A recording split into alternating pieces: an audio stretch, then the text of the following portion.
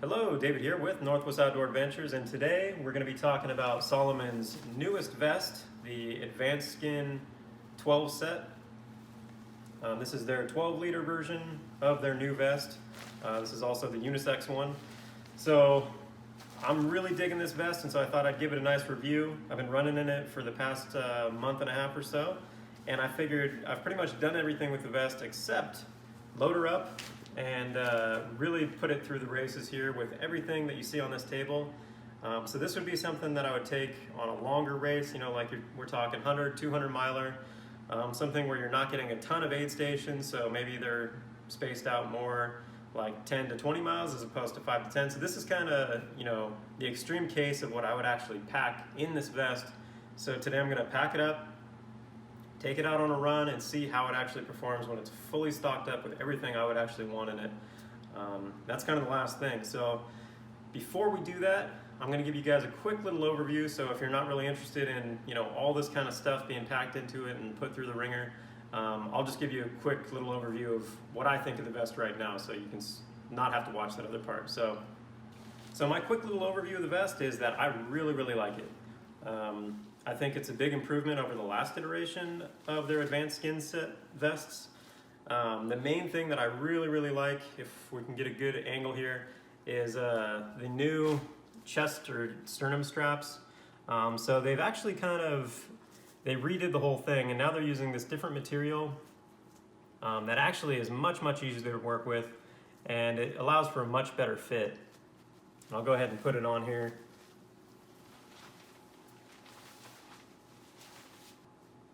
So what's really nice about the chest straps is they're super easy to put on.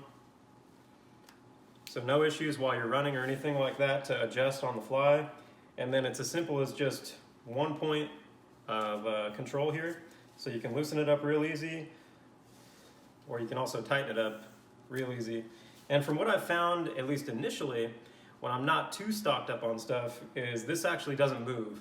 And that's an issue I had with their other vest that implements similar technology, is that this bungee would actually kind of move out over time. And so far I haven't experienced that with this, which is really nice because that was an issue I had.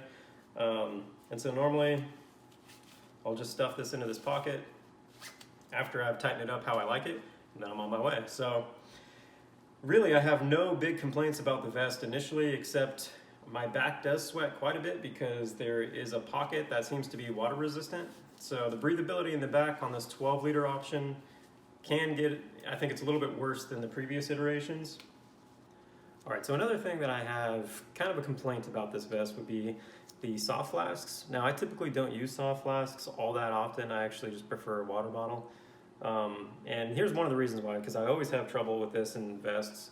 I've got one of them in here right now. These are the ones that come with the vest. Notice they do not come with the hard bottoms anymore. I don't know why Salomon chose to do that, but they did. So anyways, yeah, you can see it's very difficult to actually get these in.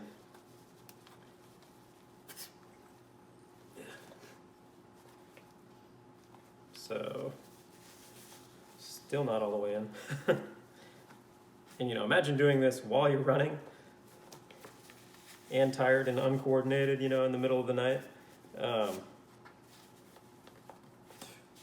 mean, that's as good as it's going to get. So it's definitely not easy to get these soft flasks actually in the vest. So that's another complaint I have. I mean, once they're in, they're comfortable to run with, but getting them in the vest, in and out, is definitely a bit of a pain, and another complaint I have about them. So if you do use the soft flasks, I think this year's version is actually the hardest or the most difficult time I've had getting flasks in and out of at least the design area for them, so keep that in mind. All right, so another issue that I have with the bag, like I mentioned, this back pocket, as you can see in here, it's lined with a material that's not very breathable, so definitely a lot of back sweat that I've gotten, which is probably my biggest complaint with the bag is this back pocket and then the sweat that accumulates because of that. The other issue I have is the accessibility in this back section. With this side zipper, again, it makes it really hard while the vest is on to actually access anything in this back section, at least for me. I'm not that flexible. So I've resorted to mostly just using the top pocket which there are 2 of. So you actually have 3 pockets back here, which is pretty nice. And one is obviously designed to fit a bladder. So again, we have an option for a bladder in this year's model, which is pretty nice. I typically don't run with bladders, so I'm not going to be testing that today, as you can see from the other gear I have laid out on this table. That being said, the big issues I have, the accessibility for the back section is not that great. The breathability on the back is also not that great. Again, I'm sweating a lot. That being said, the other access to all the other pockets around the vest, the new and improved sternum straps, I think are really, really good. They're probably the best in the market right now of any vest that I've tried as far as like comfort. And then we also have these front zipper pockets, which they've added this year, that are really nice as well. So, I mean, you just have a ton of space in this vest, and so far every time I've used it, I've really enjoyed it. Again, I haven't put everything that we see here on this table. I haven't loaded it up that heavy yet, and that's what we're gonna do next. So if you're not interested in that, I appreciate you watching. And if you are, let's start loading this baby up and then take it out to the trails. All right, so before we load everything up, I'm gonna quickly just go over what all I'm bringing and maybe why I would bring some of this stuff. So the obvious thing is calories that we have down here. So I have about 1,200 calories, a little under that. And so this, I would hope, would last me anywhere from 3 to 4 hours, maybe a little bit more, maybe a little bit less, depending on the terrain and the weather and all those kind of things. So, you know, this would hopefully get me in between aid station on some of these longer jaunts. So obviously we also need some water. So I'm using the soft flasks that came with the vest itself. Interesting to note this year, they did not keep the hard bottom. I don't know why they changed back to kind of their older design that did not include the hard bottom. I found that made it a little bit easier to insert and remove these, but whatever, that is something they did this year. Now, I also am bringing along another soft flask that you see here, which this is actually a water filter. So this comes with the filter built into it, and I would typically just leave this empty. And I would only use it to fill these up at a river or something like that where I would need filtration. And then if it is going to be a really long jaunt in between, you know, that water to the next, then I may fill this up and actually store water in it and use it. But for the most part, I think about 1 liter of water is the most that I need in between aid stations. Trekking poles, you may or may not need these depending on the race. I typically like trekking poles all the time, so I'm going to try and find the best way to position these. I know the vest has a lot of options, so we'll kind of check that and see where at least I like to put them the best. And then we have the electronics. Now the must-have things, headlamp. Obviously you're going to have a headlamp at some point. And then I also am going to bring along a spare light, which you should pretty much always do if you need a headlamp. And then a backup battery as well. And then I'm bringing a bigger backup battery that would charge my phone, potentially a headlamp if I needed to, my camera, which I'm also bringing, and my watch. So, and this would be able to charge pretty much all of those devices to full one time altogether. So this is a great little battery. I like it a lot. It's from Anchor. To me, it's worth it to bring the extra weight just to make sure all of my devices stay charged and active, especially for the headlamp. And then I have the cables that are required to charge those things. And then what can be very, very important, even life-saving at times, is clothing. So this would be, you know, night running or something like that where I just am not sure if I'm going to be too cold or whatever, but basically I've got my water resistant / waterproof jacket, and then I have a puffy jacket, and both of these can actually pack down pretty tight, and we'll be doing that here.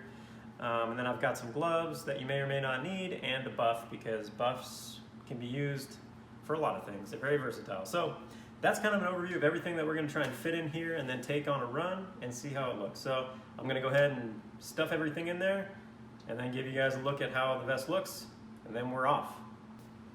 All right, so we got everything packed up, and it is full. So there is the full view.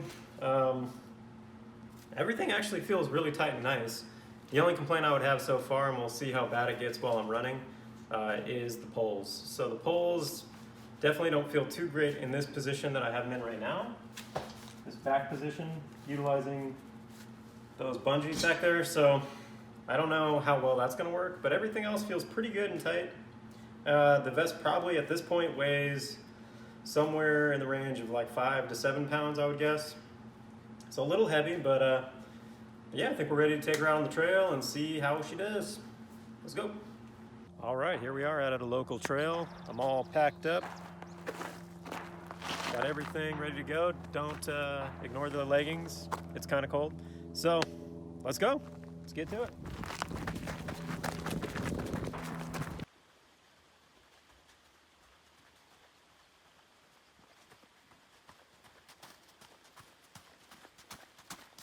All right, so we're about 3 miles into this run, and I gotta say, this vest is amazing. I mean, it's just hugging me the whole time. Everything is packed down really nicely here. The weight is definitely more than I thought. It's probably closer to 10 pounds, but it's okay. It feels really good. The only complaint I have right now is with the poles. So the way these are positioned right now, definitely bouncing around a little bit. There is the option, you can see with this drawstring, you can actually tighten or loosen it. And it's not too bad to get to while you're on the run. And you can even get the poles in and out pretty easily while you're moving. So you can do that on the go. And so that's really nice. I mean, it's actually one of the more accessible pole areas that I've seen in a vest. I don't know how much I really like it, but it's better than most out of the market. So we're gonna keep on going, and I'll do kind of a final update at the end of the run. So let's go. All right, so we are done, wrapped up, got in just under 7 miles here. And so I figured I'd do a little in closing or conclusion on the vest. So ultimately, I love it. I think this is probably the best vest on the market by a wide margin right now. And I mean, especially for the bang for your buck, I think this is $155 MSRP. So they've actually came down in price since their last year's model. So overall, awesome vest. I'd really recommend it. Again, the only issues I really have with it are accessibility in the back. Definitely hard to get to that pocket back there, the zipper one. And then the pole situation isn't great, but I don't know any vest that has a great pole situation. So overall, I would definitely recommend this vest, and I look forward to hearing what other people think about it. So see you guys out on the trails.